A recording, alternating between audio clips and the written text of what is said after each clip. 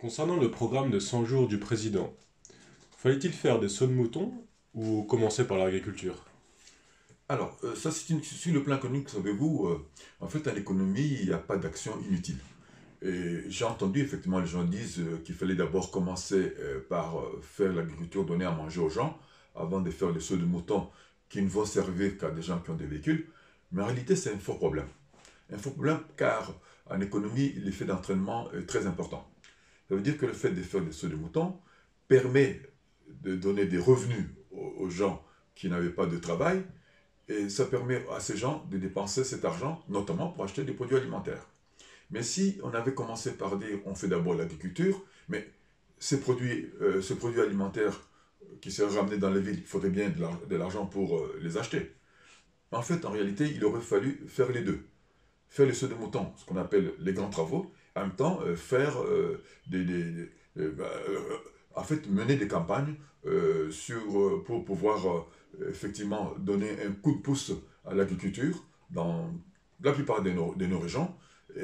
Mais si on fait cela aussi, il faudrait en même temps qu'il y ait des routes pour pouvoir ramener les produits alimentaires vers les villes. Vous voyez qu'en fait, il faut tout faire en même temps. En économie, on ne dit pas on arrête un secteur, on commence par un seul. Il faut faire en même temps, il faut savoir doser les efforts pour qu'en même temps qu'on fait les sauts de mouton, qu'il y ait des gens qui fassent des routes et qu'en même temps on fasse de l'agriculture. Donc ce sont les trois qui vont être effectivement les ferments de la croissance économique qui vont faire que effectivement on va arriver à résoudre les problèmes de la population en embauchant des gens et dans les sauts de moutons et dans la construction de routes et dans tout ce qu'il y a comme travail agricole. Pourquoi le franc congolais décroche-t-il si vite face au dollar?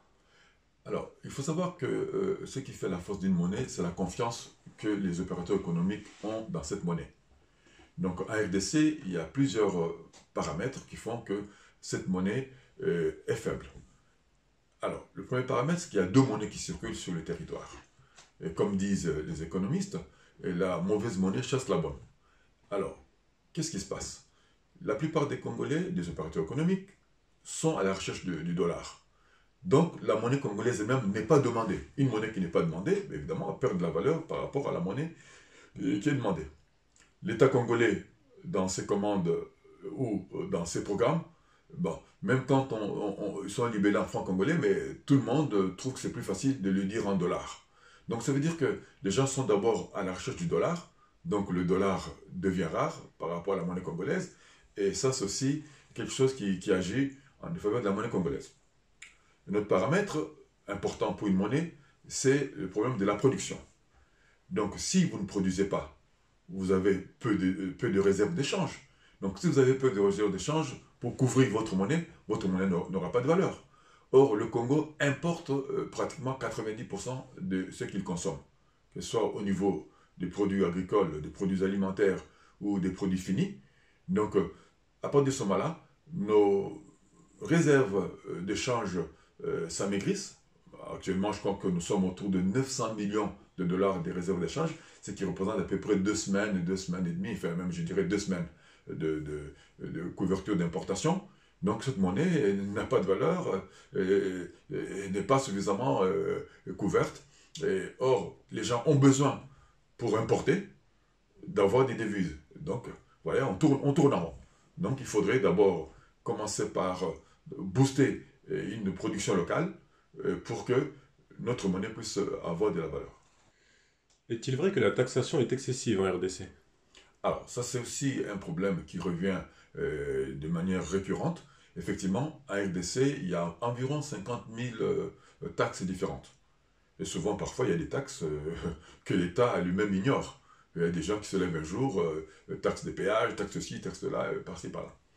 Et quand on se rend compte que les opérateurs économiques sont souvent découragés par le nombre de taxes qu'il faut payer, donc cela fait que, effectivement, les gens qui veulent importer leurs produits sont obligés d'appliquer des prix forts pour retrouver leur marge.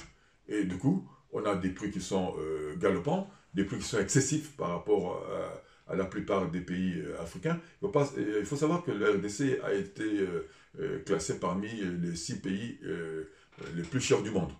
Donc, c'est dû à ces taxes Effectivement, ces taxes, c'est plus cher, peuvent aussi s'expliquer par un autre phénomène, c'est le fait qu'il y a une carence en énergie électrique.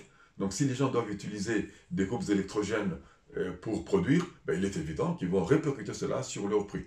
Donc, effectivement, je confirme, par exemple pour les gens qui importent des véhicules qui viennent d'Europe ou d'ailleurs, ben, souvent les frais de douane sont trop élevés, même souvent supérieurs au prix des véhicules d'occasion achetés.